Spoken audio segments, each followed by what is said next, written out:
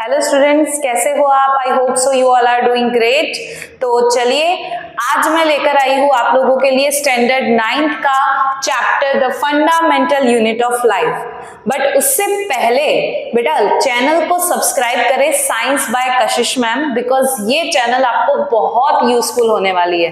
बेटा हम यहाँ पर शॉर्ट नोट्स, बेटा मेरी एक बहुत ही अच्छी एक स्पेशलिटी है, वैसे तो खुद की तारीफ नहीं करनी चाहिए बट स्टिल ये आपके फायदे की बात है तो होनी ही चाहिए ना। देखिए मैं यहाँ पर आपको जो भी चैप्टर पढ़ाऊंगी ना वो सभी के नोट्स मैं आपको इस तरह से बनवाती हूँ ना कि आप अपनी एग्जाम के टाइम पर विद इन 5 to 10 मिनट्स आप सारी चीजें रिवाइज कर सकते हो, है ना। आपको बुक रीड करने की पूरी जरूरत ही नहीं पड़ेगी, बिकॉज बुक के ही एक एक पॉइंट को मैंने यहाँ शॉर्ट नोट्स फ्लो चार्ट्स के फॉर्म में बना के रखा है, जिससे हमारी चैनल जो है वो बहुत ही यूनिक बन जाती है। और बेटा ये आपको इतनी हेल्पफुल होगी कि 5 to 10 मिनट्स में सोचो आप अपना रिवीजन कंप्लीट करो तो आप कितने मल्टीपल टाइम्स अपना रिवीजन कर सकते हो चीजों का। तो इसलिए बेटा फटाफट से सब्सक्राइब कर दीजिए, लाइक कर दीजिए एंड शेयर कर दीजिए। तो चलिए हम स्टार्ट करते हैं हमारा chapter the fundamental unit of life. अब सबसे पहली बात आती है कि मैम हम ये चैप्टर क्यों पढ़े, है ना। आपको भी पता है कि हम जो भी चीजें, मैं तो आपको बताऊंगी ही कि मैम हमें कैसे पढ़ना चाहिए, ये चैप्टर क्यों पढ़े हम, इसका क्या यूज है हमारे लाइफ में। तो चलिए वो देखते हैं। ये जो चैप्टर है ना, सबसे पहले तो ये जो लिखा है ना the fundamental unit of life, बेटा फंडामेंटल यूनिट ऑफ लाइफ हमारी कौन सी चीज है? दैट इज अवर सेल, है ना। बट मैम ये सेल होता क्या है वो हमें समझने की बहुत अच्छे से जरूरत है। बेटा हमारी जो पूरी बॉडी है ना वो किससे मिलकर बनी हुई है? सेल्स से मिलकर बनी हुई है। जैसे कि पूरा रूम होता है तो रूम में क्या होता है? वॉल किससे मिलकर बनी है? ईंटों से मिलकर बनी है, सीमेंट से मिलकर बनी है, उस पर कलर हुआ है। तो ये जो सारी चीजें है ना वो मिलकर क्या बना रही है? एक वॉल बना रही है। तो सिमिलरली हमारी पूरी बॉडी भी जो है ना वो किस तरह से बनी हुई है? That is made up of cells. तो बेटा हमारी बॉडी में जो सेल्स है वो बहुत सारा काम करते हैं। तो और दूसरा जैसे कोई भी वायरस आए तो उससे फाइट करने का काम हमारी बॉडी में मेन जो हम बात करते हैं एनर्जी प्रोडक्शन वगैरह करती है, तो वो भी सेल के थ्रू होता है। एंड कई सारी ऐसी चीजें हैं जो सेल के थ्रू होती है, तो उसे पढ़ना तो बेटा बहुत ही ज्यादा जरूरी हो जाता है। इसीलिए हम ये चैप्टर पढ़ते हैं सेल। ओके, तो पर मैम ये सेल आया कहां से? हमें कैसे पता चला कि ये सेल कैसे बना, ये सेल होता क्या है, ये सारी चीजें कैसे पता चली? तो हमें जाना पड़ेगा थोड़ा सा हिस्ट्री में। History not that Akbar and that all नहीं बेटा, यहाँ पे हिस्ट्री आएगी आपकी साइंटिस्ट की, है ना। कि साइंटिस्ट जो है उन्होंने किस तरह से ऐसे अलग अलग सेल्स के मतलब जो अलग अलग फंक्शंस है, फिर उसके बाद सेल होता क्या है, उन सारी चीजों में उन्होंने बताया। तो वो सारी चीजें हम इसमें पढ़ेंगे। तो बेटा डोंट वरी, लेक्चर बिल्कुल भी बोरिंग नहीं होगा, बिकॉज हम पढ़ते हैं बिल्कुल ही यूनिक वे में, ठीक है। सो आप बिल्कुल भी चिंता मत करना, आपका पूरा सिलेबस कंप्लीशन के बाद पूरा रिवीजन भी मैं ही करवाऊंगी। तो चैनल को सब्सक्राइब कर लो और बेल आइकन भी लगाना भूलना मत। चलिए देखते हैं। सबसे पहले आई होप सो आपको सेल का मतलब तो समझ आ ही गया होगा कि सेल क्या है। हमारी पूरी बॉडी जो है वो किससे मिलकर बनी है? सेल से मिलकर बनी है। अब बात करते हैं थोड़ी सी हिस्ट्री के बारे में, ठीक है, कि हमारी क्या हिस्ट्रीज रही है, भाई सेल वगैरह कैसे आया है ना, जानना जरूरी है। अब देखिए सबसे पहले जो साइंटिस्ट आए थे ना वो कौन थे? वो थे हमारे रॉबर्ट हुक। कौन थे? Robert Hooke. रॉबर्ट हुक ना कॉर्क सेल को ऑब्जर्व कर रहे थे। आप देखोगे कॉर्क सेल ये रहा हमारा, ये होता है कॉर्क सेल। देखो कॉर्क सेल कहां से आता है? जो ट्री का बार्क होता है ना उससे आता है कॉर्क सेल, हमें मिलता है। तो ये कॉर्क सेल को जब उन्होंने माइक्रोस्कोप में देखा ना तो कुछ इस तरीके का व्यू उनको दिख रहा था। देखो आप सभी को दिख रहा होगा किस तरीके का व्यू दिख रहा है? ये हनीकॉम्ब जैसा स्ट्रक्चर दिख रहा है। मधपुड़ो जेने कहवाय, खबर है ना? मधपुड़ा जो होता है ना यानी कि हनीकॉम्ब, उसका स्ट्रक्चर उसके जैसा उन्हें देखने को मिला, है ना। तो उन्होंने सोचा कि भाई ये क्या है? तो उनको लगा कि ये दिख रहा है आपको, ये छोटे छोटे रूम्स जैसा दिख रहा है। तो उनको दिखा कि ये कैसे है? लिटिल कंपार्टमेंट्स है, छोटे छोटे रूम जैसा दिख रहा है। तो उन्होंने इसको क्या नाम दे दिया? सेल नाम दे दिया। लैटिन में लैटिन लैंग्वेज जो होती है ना, उसमें सेल का मतलब क्या होता है, लिटिल रूम, यानी कि छोटे छोटे रूम। इसी को इन्होंने क्या नाम दे दिया, अभी फिलहाल के लिए सेल नाम दे दिया। पर मैम आगे सेल को और अच्छे से मॉडिफाई, मतलब जो माइक्रोस्कोप में इन्होंने तो अपना खुद का डिजाइन किया था, सेल्फ डिजाइन माइक्रोस्कोप, उसके थ्रू उन्होंने देखा था। बट मैम आगे चीजें मॉडिफाई तो हुई होगी ना, यस। तो जब थोड़ा सा एडवांस माइक्रोस्कोप आया, सो बेटा नोट्स की बिल्कुल टेंशन मत करो, क्योंकि आप बस मेरा टेलीग्राम चैनल ज्वाइन कर लो, वहां पर आपको सभी स्टैंडर्ड्स के सारे ही नोट्स मिल जाएंगे। Don't worry about it and it's free. Okay, अभी आप बहुत अच्छे से समझने में ध्यान दीजिए, बिकॉज बेटा कंसेप्ट आप अगर अच्छे से क्लियर रखेंगे तो आपको कभी भी दिक्कत नहीं आएगी, because this will get repeat again and again. Okay, so आपको बेसिक क्लियर होना चाहिए, आपको कंसेप्ट क्लियर होना चाहिए, लिख तो आप बाद में भी लोगे, ठीक है, तो उसकी टेंशन मत करें। चलिए, अब तो ये बात तो हो गई कि भाई न्यूक्लियस किसने डिस्कवर किया, रॉबर्ट ब्राउन ने। नेक्स्ट हमारे जो साइंटिस्ट आए दैट वाज परकिंजे। कौन थे नाम, परकिंजे साइंटिस्ट, ठीक है। उन्होंने किसके बारे में पता लगाया, प्रोटोप्लाज्म, है ना, जो फ्लूइड सब्सटेंस प्रेजेंट होता है ना सेल के अंदर, इसको क्या नाम दिया उन्होंने, प्रोटोप्लाज्म। इसके बाद आई सेल की थियरी। भाई इतनी सारी चीजें हो चुकी है, तो भाई हम इसकी थियरी क्यों ना बना दे, है ना, साइंटिस्ट। तो जो हमारे साइंटिस्ट थे स्क्लाइडन एंड स्क्वान, कौन थे, स्क्लाइडन एंड स्क्वान नाम के जो साइंटिस्ट थे, हमारे जो स्क्लाइडन एंड स्क्वान नाम के जो साइंटिस्ट थे, उन्होंने क्या किया कि प्लांट्स और एनिमल्स ये किससे मिलकर बने हैं, तो that is made up of cells, है ना। उन्होंने बताया कि ये किससे मिलकर बनते हैं, सेल से मिलकर बनते हैं। एंड सेल क्या है, हमारा बेसिक यूनिट है लाइफ का, बेसिक यूनिट यानी कि सबसे इंपॉर्टेंट चीज, जो एक हम बोल सकते हैं ना कि नींव रखी जाती है, वो नींव कौन है, हमारी पूरी सेल है, ठीक है। फिर आए हमारे साइंटिस्ट वर्चाउ, कौन आए, हाय हाय क्या हो गया ये, वर्चाउ का वी उड़ गया। चलो, ये 6 number and this is Virchow. Okay, so Virchow जो थे, उन्होंने बताया था कि भाई जो भी सेल्स होते हैं वो किससे अराइज होते हैं, from pre existing cells. Pre existing यानी उससे पहले जो सेल थे उसी से दूसरा सेल बनता है, इसी को बोलते हैं प्री एग्जिस्टिंग, मतलब उससे पहले का सेल, ठीक है। तो कोई भी सेल जो होता है वो किससे अराइज होता है, from the pre existing cell, ठीक है। तो ये काम किसने बताया था, वर्चाउ ने। किसने, वर्चाउ ने। इसको क्या दिक्कत हो रही है, ओके, ठीक है। अब बात करते हैं कि मैम ये सारी चीजों को हम देख कैसे सकते हैं, है ना। ये तो बात हो गई कि भाई ये चीजें हैं, इससे इस तरह से चीजें है, लेकिन कैसे देख सकते हैं, तो we can see with the help of microscope, है ना।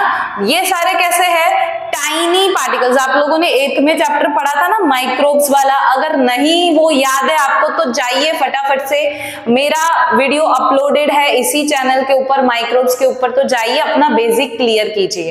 ओके, सो यहां पर माइक्रोस्कोप की बात करते हैं, ठीक है। ये हमारा कौन सा है, कंपाउंड माइक्रोस्कोप। कौन सा है ये, compound microscope.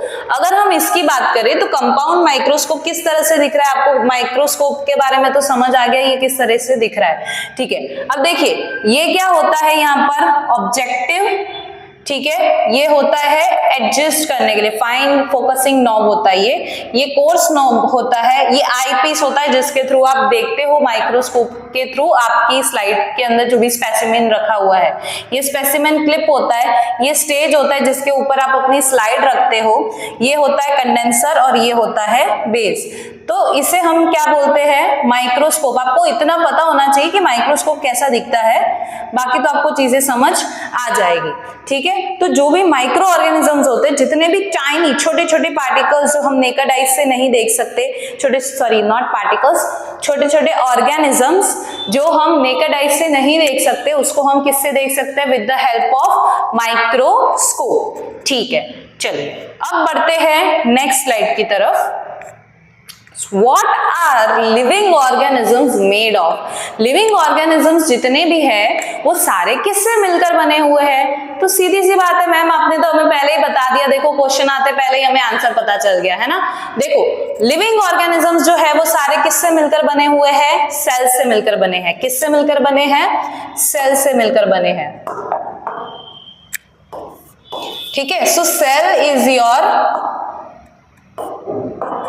Basic and fundamental unit of life. आपकी लाइफ का बेसिक एंड फंडामेंटल यूनिट कौन है? इधर सेल है। कौन है? सेल। बट मैम ये जो सेल्स जो सिमिलर फंक्शंस परफॉर्म करते हैं वो मिलकर तो टिश्यू बनाते ना। हाँ बेटा आप बिल्कुल सही हो, आपका नेक्स्ट चैप्टर भी वही है ना। देखो सेल्स मिलके क्या बनते हैं? टिश्यूज बनते हैं, है ना। टिश्यूज मिलके क्या बनता है? ऑर्गन बनता है। ऑर्गन से क्या बनता है? ऑर्गेनिज्म बनता है। सॉरी, ऑर्गन से बनता है ऑर्गन सिस्टम। क्या बनता है? Organ system. और ऑर्गन सिस्टम मिलके क्या बनता है? ऑर्गेनिज्म। क्या बनता है? ऑर्गेनिज्म। तो बेटा आपको ये चीज तो, ये सीरीज तो पता ही होनी चाहिए कि सेल्स मिलकर क्या बनाते हैं? टिश्यूज। टिश्यूज मिलके क्या बनता है? ऑर्गन। ऑर्गन मिलके क्या बनता है? ऑर्गेनिज्म। एंड ऑर्गेनिज्म मिलके ऑर्गन मिलके क्या बनता है? Organ system. And organ system मिलके क्या बनाते हैं? ऑर्गेनिज्म, है ना। फॉर एग्जाम्पल मैं यहाँ पे लूं कि मेरे पास जैसे हमारे हार्ट का सेल है ना, जो क्या काम करता है? पंपिंग का काम करता है ना। किसका काम करता है? पंप करने का, ब्लड को पंप करने का काम करता है। तो ऐसे सेल्स जो पंप करने में मदद करेंगे, ठीक है, हार्ट के मसल्स को, तो वैसे सेल्स मिलके क्या बन जाएंगे? टिश्यू बन जाएंगे। और वो टिश्यू मिलके कौन सा ऑर्गन बन रहा है? हार्ट वाला ऑर्गन बन रहा है। और वो हार्ट मिलके क्या ऑर्गन सिस्टम बनाता है? सर्क्यूलेटरी सिस्टम बनाता है ना। जैसे कि आपकी ब्लड वेसल्स आ गई, ये फिर ब्लड और ये सारे मिलके क्या बना देंगे? आपका सर्क्यूलेटरी सिस्टम। और सर्क्यूलेटरी सिस्टम, उसके बाद digestive system, respiratory, excretory, reproductive, ये सारे सिस्टम्स मिलके क्या बनता है? एक पूरा ऑर्गेनिज्म बनता है बेटा। क्या बनता है? ऑर्गेनिज्म। ओके, आई होप सो आपको ये वाली चीज बहुत ही अच्छे से क्लियर हो चुकी होगी कि यहाँ पे सेल से मिलके क्या बनता है? टिश्यूज बनते हैं। टिश्यूज से मिलके क्या बनता है? ऑर्गन। ऑर्गन से organ system and we have organism. Okay ma'am, ये वाली चीज तो हमें आ गई बिल्कुल समझ। अब बढ़ते हैं नेक्स्ट। ओके, सो मैम क्या इन चीजों को डिवीजन तो कर ही रखा होगा, है ना, कि सेल के नंबर के बेसिस पे। यस बेटा you are right. Number of cells कितने हैं किसी ऑर्गेनिज्म पे, उस बेसिस पे हमने दो चीजों में डिवाइड कर रखा है। और वो दो चीजें कौन सी है मैम? तो हम पढ़ते हैं अब वो दो चीजें, लेकिन एक सुंदर सा कलर ले लेते हैं। ओके, ओह मल्टीपल कलर है, देखो एक आता है यूनिसेल्यूलर और एक होता है मल्टी सेल्यूलर। मजा नहीं आ रही बेटा इसमें, तो इससे करते हैं, इसका कलर हम कर देते हैं अभी वाइट, और इसका भी कर लेते हैं वाइट, है ना।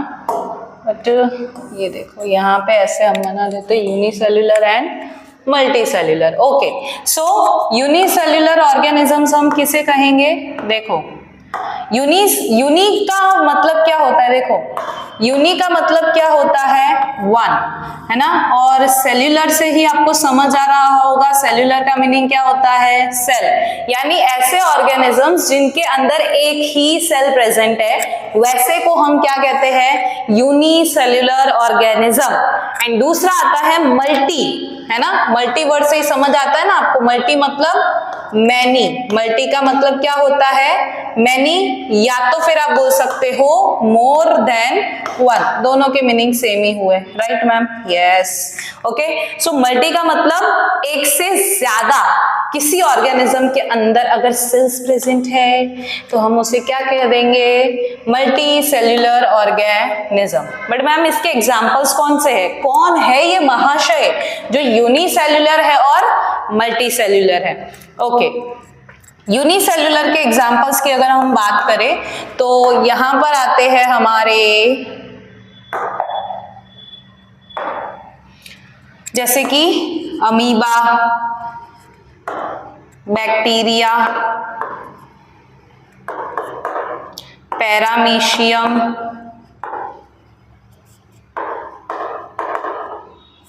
ओके तो ये सारे कौन है आपके यूनिसेल्यूलर ऑर्गेनिजम्स है ना, जिनके अंदर एक ही सेल प्रेजेंट है। एंड दूसरा आता है मल्टी सेल्यूलर। मल्टी सेल्यूलर की बात करें ना, मल्टी मतलब एक से ज्यादा है ना, ऐसे सेल्स जिनके अंदर, सॉरी ऐसे ऑर्गेनिजम्स जिनके अंदर एक से ज्यादा सेल प्रेजेंट होते हैं, उससे हम क्या कहते हैं, मल्टी सेल्यूलर। तो मैम इसके एग्जाम्पल कौन आ जाएगा, एक आ जाएगा ह्यूमंस, एनिमल्स, प्लांट्स, ये सारे कौन है आपके, कौन है ये मल्टी सेल्यूलर ऑर्गेनिजम्स है ना। एक यहाँ पे एक और आता है फंजाई। अब फंजाई की अगर हम बात करें ना, फंजाई के अंदर खाली एक एक्सेप्शन आता है, दैट इज यीस्ट। कौन आता है, यीस्ट। यीस्ट जो है अकेला ऐसा हम बोल सकते हैं महाशय है जो यूनिसेल्यूलर है ना, जिसके पास एक ही सेल प्रेजेंट है। तो हमारा यीस्ट किस में जाता है, यूनिसेल्यूलर में, ये देखो भाई सबसे अलग है। और बाकी के जो फंजाई है वो सारे किस में जाते हैं, मल्टी सेल्यूलर ऑर्गेनिजम्स में। ओके, आई होप सो आपको इतना क्लियर हो गया होगा unicellular and multi cellular. Next हम समझते हैं ये अलग अलग टाइप के सेल्स के बारे में है ना। हमारी बॉडी में कई सारे सेल्स के टाइप्स प्रेजेंट है, तो हम उसको समझने की कोशिश करते हैं। सबसे पहला जो हमारा सेल है दैट इज न्यूरॉन। कौन सा सेल है हमारा, न्यूरॉन है। कौन सा है, न्यूरॉन। ओके मैम, न्यूरॉन कैसा दिख रहा है आपको, आई होप सो इमेज के अंदर दिख रहा होगा। देखो पर पहले मैम आपने इमेज तो दिखा दी, डायग्राम तो, यस बेटा कैसे चलेगा बिना डायग्राम के, डायग्राम तो आप सीख के जाओगे मेरे से है ना। तो देखो डायग्राम इसका कैसे बनेगा, ओहो कलर, अच्छा हाँ ऐसे कर रखा है, ओके। देखो सबसे पहले क्या बनाओगे इधर, न्यूक्लियस।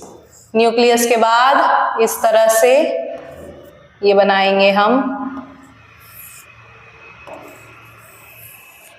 आई होप सो ये बहुत इजी लग रहा होगा आपको।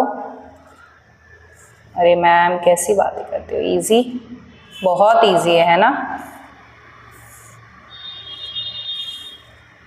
ओके सो देखो ये इसका स्ट्रक्चर मैम अभी कंप्लीट नहीं हुआ है, ये बना देते हैं हम इसके ऊपर। कैसे बन रहा है आपको बेटा वो चीजें देखनी है, बिकॉज इसका जो डायग्राम है ना वो एग्जाम में आता है। ओके अब इसकी हम बना देते हैं प्यारी प्यारी जुल्फे।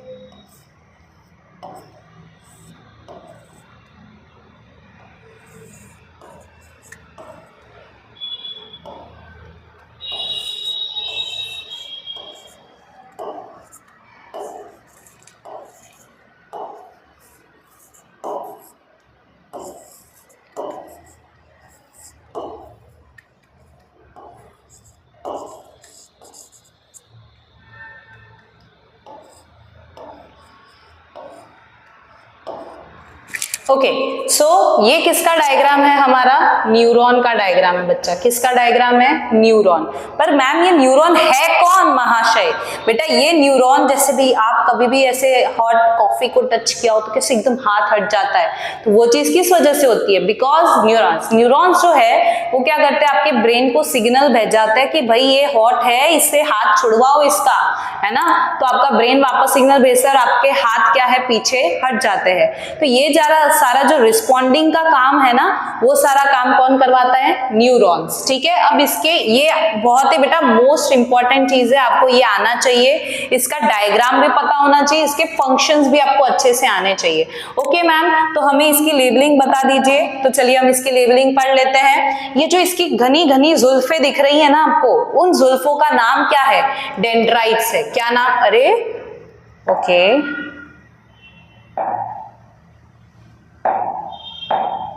ओके बेटा, ये आपको घनी घनी जुल्फे दिख रही है ना, इसकी वो घनी घनी जुल्फे कौन है?